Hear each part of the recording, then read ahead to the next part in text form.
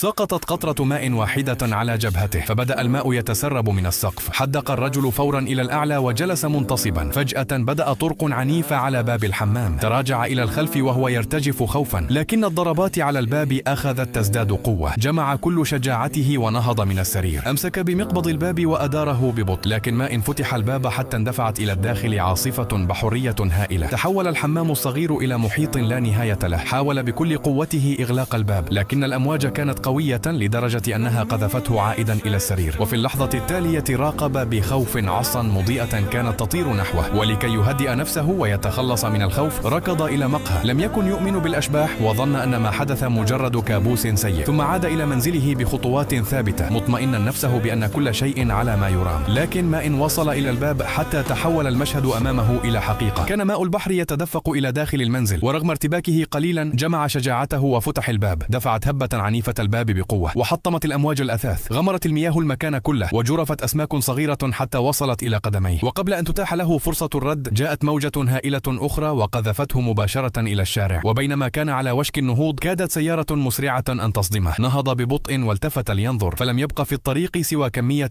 قليلة من الماء.